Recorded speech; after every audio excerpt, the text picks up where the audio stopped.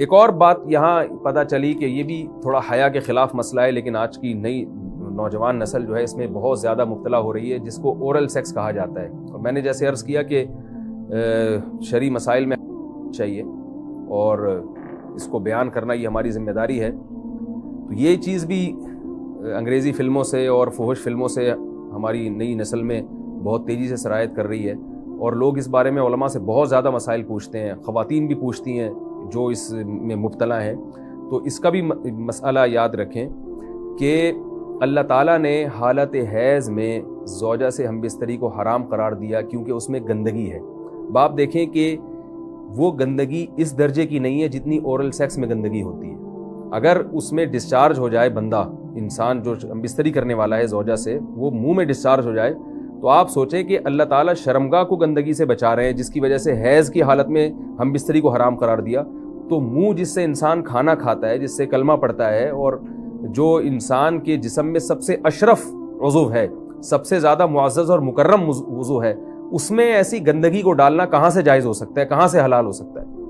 تو آج بعض متجدد قسم کے لوگ جو ہے نا اس کو حلال قرار دے رہے ہیں، تو یہ بالکل غلط ہے. تو یہ بات خوب ذہن میں رکھیں کہ اورل سیکس کے ذریعے اپنی خواہش کو پورا کرنا اس طور پر کہ ڈسچارج ہو جائے انسان عورت کے منہ میں، بیوی کے منہ میں، یہ بالکل حرام ہے، بالکل ناجائز ہے. کیونکہ منی ایک غلیظ اور ناپاک اور گندگی ہے اور ناپاک اور نجس چیز ہے. بعض حضرات یہ کہتے ہیں کہ منی پاک ہے، مگر یاد رکھیں منی کے پاک ہونے کے دلائل مضبوط نہیں ہیں، منی کے ناپاک ہونے کے دلائل بہت مضبوط ہیں. سب سے پہلی دلیل قرآن مجید میں آتا ہے الم نخلقکم من ماء مہین، ہم نے تمہیں غلیظ اور پلید پانی سے پیدا کیا، ذلیل پانی سے پیدا کیا ہے. تو اس میں بھی اشارہ ہے کہ منی ناپاک چیز ہے. دوسری بات یہ کہ حدیث میں آتا ہے کہ کنت افرق المنی من ثوب رسول اللہ صلی اللہ علیہ وسلم ثم یصلی فیہ. حضرت عائشہ رضی اللہ تعالیٰ عنہ فرماتی ہیں کہ رسول اللہ صلی اللہ علیہ وسلم کے کپڑوں پر اگر منی لگی ہوتی تھی، صحیح بخاری کی حدیث ہے، میں اس کو کھرچ کے صاف کرتی تھی، پھر آپ صلی اللہ علیہ وسلم اس میں نماز پڑھا کرتے تھے. اب بعض حضرات نے یہاں سے استدلال کیا ہے کہ منی اگر ناپاک ہوتی تو حضرت عائشہ اس کو دھوتی، کھرچ کے صاف کرنا اس کی علامت ہے کہ منی پاک ہے. لیکن یہ بات غلط ہے. اگر منی پاک ہوتی تو حضرت عائشہ کو کھرچنے کی ضرورت نہیں تھی. بات یہ ہے کہ وہ نجاست جس کا ایک باقاعدی جسم ہوتا ہے اور وہ کھرچ کے جسم سے یا کپڑوں سے الگ ہو سکتی ہے، تو اس نجاست کو پاک کرنے کا طریقہ یہ ہے کہ اس کو کھرچ دیا جائے. ناپاک تھی تبھی تو حضرت عائشہ رضی اللہ تعالی عنہ اس کو باقاعدہ کھرچ رہی ہیں اور دور کر رہی ہیں. اور گیلی منی کو یہ ثابت ہے کہ حضرت عائشہ رضی اللہ تعالی عنہ آپ صلی اللہ علیہ وسلم کے کپڑوں سے دھویا کرتی تھی اور آپ صلی اللہ علیہ وسلم اس میں نماز پڑھا کرتے تھے. حضرت عمر رضی اللہ تعالی عنہ کے دور میں کسی شخص کو احتلام ہوا تو اس نے اپنے پورے جو ہے نا وہ کپڑے دھوئے، تو حضرت عمر نے اس کو منع کیا، فرمایا کہ اتنا کافی تھا کہ اس جگہ کو تم دھو لیتے. تو اس میں بھی حضرت عمر اس کو باقاعدہ دھونے کا حکم دے رہے ہیں. کسی بھی صحابی نے اعتراض نہیں کیا کہ یا امیر المومنین آپ ان کو دھونے کا حکم کیوں دے رہے ہیں، منی تو پاک ہے. تو منی کے جو ناپاک ہونے کے دلائل ہیں وہ بہت مضبوط ہیں. باقی اس کو جو کھرچنے کا حکم ہے وہ اس لیے کہ منی کے پاک جو اگر خشک ہو جائے تو وہ کھرچ کے بھی پاک ہو جاتی ہے، اس کو پھر دھونا ضروری نہیں ہوتا. اس کی مثال ایسے جیسے حدیث میں آتا ہے، صحابہ کرام فرماتے ہیں کہ ہمارے تلواروں میں دشمن کا خون لگا ہوتا تھا تو ہم اس کو زمین پہ اچھی طرح رگڑ کے اسی کو لٹکا کے نماز پڑھتے تھے. تو دیکھیں خون بھی ایسی چیز ہے کہ جو سوکھنے کے بعد اس کی ایک پاپڑی سی جم جاتی ہے. تو حالانکہ خون کو بھی ناپاک مانا جاتا ہے، جمہور علماء کے ہاں خون ناپاک چیز ہے، لیکن صحابی کیا کر رہے ہیں، اس کو رگڑ کے زمین پہ اور جو اس کو اچھی طرح رگڑ کے جب اس کا اثر زائل ہو گیا تو اسی کو لٹکا کے نماز پڑھ رہے ہیں. تو جیسے خون ناپاک ہونے کے باوجود رگڑنے سے پاک ہو جاتا ہے، اگر کسی ایسی چیز پہ لگا ہو جو لوہے یا ایسی سخت چیز پہ، تو ایسے ہی منی اگر کپڑوں پہ لگی ہو، خشک ہو جائے تو اس کو اچھی طرح جب کھرچ دیا جائے تو وہ پاک ہو جاتی ہے. لیکن اس سے یہ ثابت نہیں ہوتا کہ منی پہلے سے ہی پاک ہے. ایک اور دلیل منی کے ناپاک ہونے کی یہ ہے کہ جو مدی ہے، ٹرانسپیرنٹ پانی جو مرد کے جسم سے نکلتا ہے، وہ اگر جسم سے نکل جائے تو وضو فرض ہو جاتا ہے، اور منی نکل جائے تو غسل فرض ہوتا ہے. اب یہ کیسی بات ہے کہ مدی کے نکلنے سے جس سے وضو فرض ہو رہا ہے وہ تو ناپاک ہے، اور منی نکلنے سے جب غسل فرض ہو رہا ہے بڑی والی طہارت، اس کو ہم پاک قرار دیں. اس لیے امام ابو حنیفہ رحمہ اللہ تعالیٰ کا مذہب منی کے بارے میں کہ یہ نجاست غلیظہ ہے، اور امام مالک کا بھی یہی مذہب ہے. یہ مذہب بہت دلائل کے لحاظ سے قوی ہے. تو اس لیے عورت کے منہ میں ڈسچارج ہونا یہ بالکل حرام ہے، ناجائز ہے، گندگی ہے. اسلام میں اس کی قطعاً اجازت نہیں ہے. اور اگر ان ائمہ کا مذہب لیا جائے جو منی کو پاک سمجھتے ہیں. اس لیے میں یہ عرض کر رہا ہوں کہ بعض حضرات نے اس پہ فتویٰ دیا ہے کہ یہ چونکہ پاک ہے لہذا اگر یعنی کوئی شخص منہ میں بھی ڈسچارج ہو جائے تو یہ بھی جائز ہے. یہ 100% غلط فتویٰ ہے. اس لیے کہ جو حضرات اس کو پاک کہتے ہیں وہ بھی اس کو خبائث میں داخل کرتے ہیں, حرام چیزوں میں داخل کرتے ہیں. اس کا کھانا یا اس کا منہ میں ڈالنا وہ بھی جائز نہیں کہتے. تو اس لحاظ سے بھی یہ ناجائز ہے اور بہت ساری بیماریوں کا ذریعہ بھی ہے. دوسرا مسئلہ یہ ہے کہ اگر کوئی ڈسچارج نہیں ہوتا اورل سیکس کے ذریعے تو اس کا شرعی حکم کیا ہے؟ تو اس کا حکم یہ ہے کہ یہ انتہائی سخت درجے کا مکروہ ہے, ناپسندیدہ عمل ہے.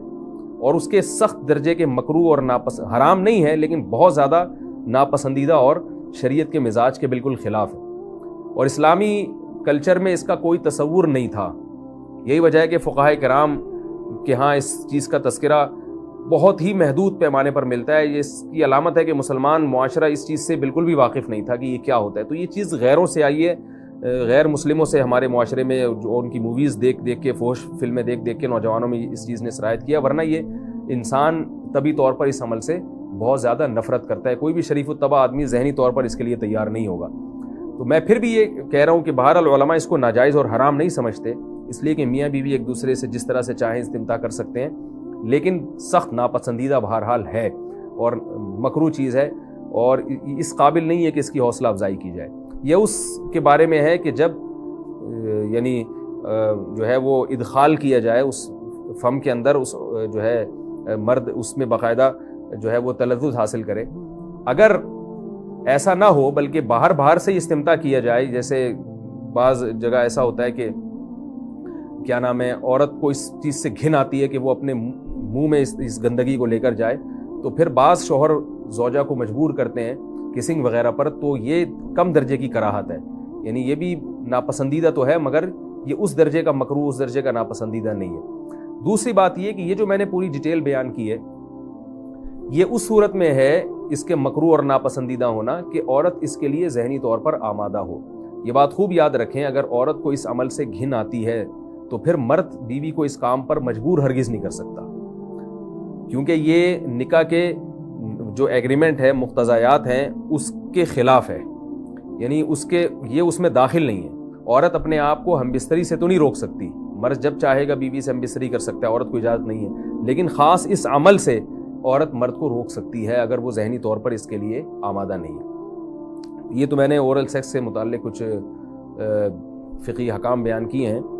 دوسری بات یہ, اس کا بھی مسائل پوچھے جاتے ہیں کہ بعض مرد اپنی زوجہ کو مجبور کرتے ہیں غیر فطری طریقے سے ہم بستری کرنے پر, پچھلے راستے پر ہم بستری کرنے پر. تو یہ بات یاد رکھیں کہ ایسی صورت میں عورت پر اصل حکم یہی ہے کہ وہ ایسے مرد سے طلاق لے لے اور اس کو اپنے قریب نہ آنے دے, کیونکہ اس میں نقصان یہ ہوتا ہے کہ اگر عورت اس کام کی مرد کو اجازت دے دے تو کچھ وقت کے بعد اس کی اپنی نیچر تبدیل ہو جاتی ہے, اپنی فطرت بدل جاتی ہے اور اسے اسی اس غیر فطری کام میں لذت آنا شروع ہو جاتی ہے. تو اپنے آپ کو گندگی سے بچانا یہ بہت ضروری ہے. اور اگر وہ یہ سمجھتی ہے کہ طلاق کے بعد اس کے دوبارہ نکاح نہیں ہوگا, اس کی زندگی تباہ نہیں ہوگی, تو پھر سخت مجبوری میں اگر مرد اس کو دھمکیاں دیتا ہے مارنے کی یا طلاق کی, تو ایسی مجبوری میں پھر اللہ کی رحمت سے امید ہے کہ گناہ صرف مرد کے کندھوں پر ہوگا. ایک اور علمی نقطے کی بات ہمیں یہ پتہ چلتی ہے اس آیت میں کہ نساؤکم حرث لکم, اللہ تعالیٰ نے نکاح کا بنیادی مقصد حرث بتایا ہے, یعنی نسل بڑھانا. یہ جو فیملی پلاننگ والے آج جس دعوت کو لے کے چل رہے ہیں کہ بچے 2 ہی اچھے, یہ جو پوری دنیا میں ایک تحریک چل رہی ہے, یہ قرآن و سنت کے 100% خلاف ہے. قرآن کے واضح نصوص اور احادیث تو اس بارے میں بہت ہی تفصیل سے ہیں.